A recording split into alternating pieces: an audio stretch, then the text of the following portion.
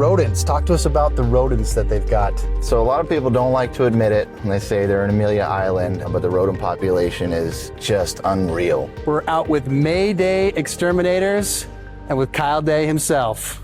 Let's get to it. Yes, sir.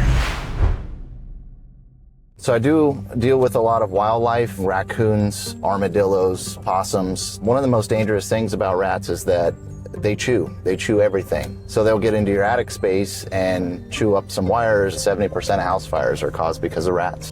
You said they used to call this place Rattlesnake Island. Have you ever had to deal with snakes at all? I do. I don't like snakes, and funny thing is I don't really like bugs either. So, so we're gonna go check out some rodent stations out there. They kind of have a big problem with a rodent population out there, so trying to get that under control for them. How long has this client been with you? How did you acquire them? What does that process look like? I haven't really dove into any marketing yet. Everything has really been word of mouth, and I have a lot of trust with a lot of real estate agents in the town. So this particular account we're headed to was a referral from a real estate agent who's actually looking to put this house on the market. People don't just want anybody coming to their house, so it's nice that people can give me the referrals and they trust me on their properties like this to take care of them. We're going to be servicing bait boxes around the outside. They're rodent stations.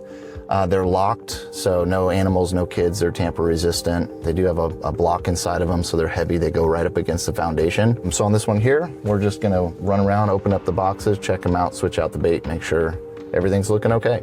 All right, one important thing here too is you always wanna have some gloves on you. Gloves, okay. It is the part of the trade here, because you just don't wanna be handling and touching any of the materials. And what do you use for your bait?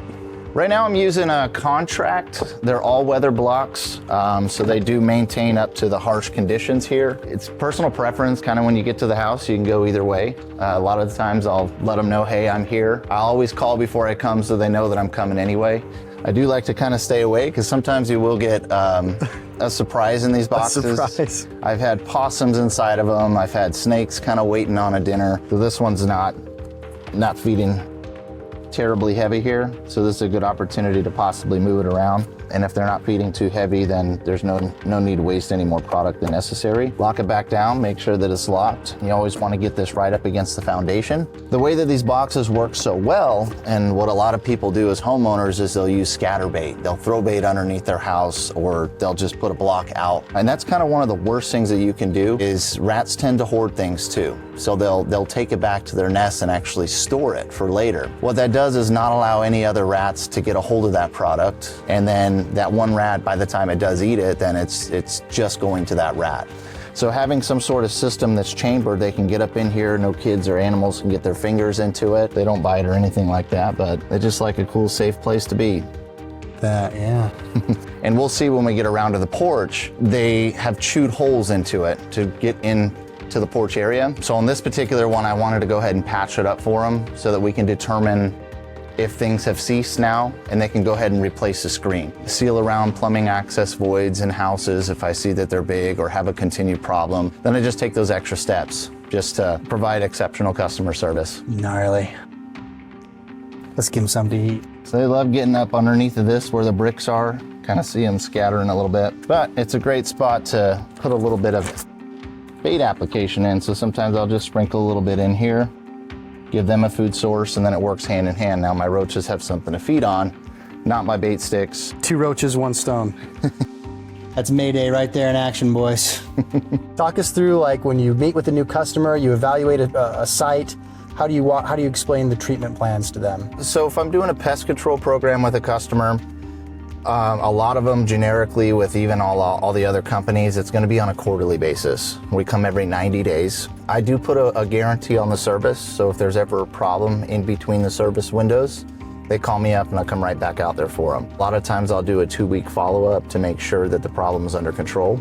And I think what sets me out from a lot of it is my experience in the field to kind of almost 99% know exactly what they're talking about, and I can give them a quote right there over the phone. All right, where are we headed to next? So we're gonna go do a pest control service, a normal quarterly service at this next one. Normally on the initial treatments, I will do the inside service as kind of a clean out, get underneath the sinks where the plumbing goes through the walls, treat in there as necessary. Then after that, I can pretty much target 95+% of your pests from the exterior. What stands me apart from a lot of the other companies is I will always call before I step foot on the property. My communication is on point with the scheduling wise. So at that time, if they want the inside done, I most certainly will do it. But most of the time, there's no need to put more product than necessary on the inside of a house. The next house we're going to is a local real estate agent who's used me for a lot of WDO inspections report.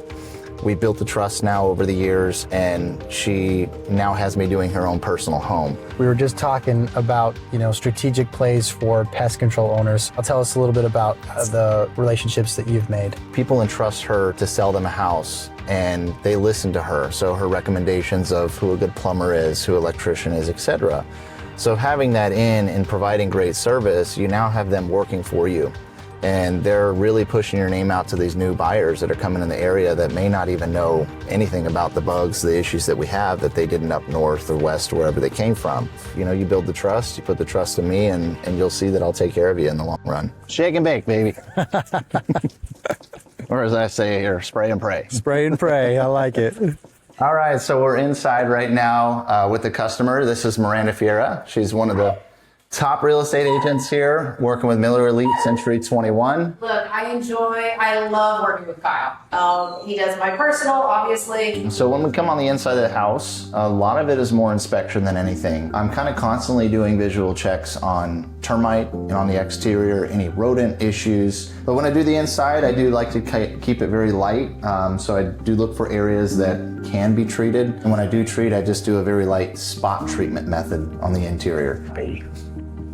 Calm down. Anything out of the ordinary, conducive conditions, moisture leaks, things that are even outside of the scope of what I do, such as, if I saw they had a flat tire, I've told people that, or something that looks off. So it's not just about the bugs, it's about looking at everything beyond the scope of what we do, and just being a person. A little bit goes a long way with this. Gotcha. That's the best part. I do try to warn them, let me know that, hey, is everywhere okay to go inside? And I will go into a little bit more detail, let them know, like, underneath your sinks okay to go into? Are all the bedrooms okay to go into?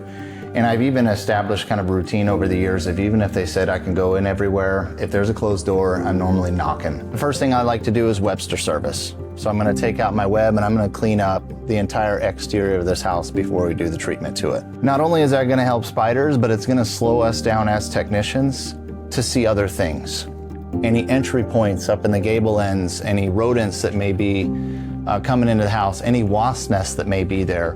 Most people will touch certain areas. I like to do twisting motions with it, back and forth, just to make sure that you're getting in all those cracks and crevices where they are. But the porches are usually the worst, so that's kind of where I spend most of my time. Now ready to get some bugs. Let's go do it. Let's go get them. Spot treatments. Biggest thing to look out for here is your wind direction. Because obviously if you're treating high with a power sprayer and you get a wind blast, obviously you want to be treating away from the wind.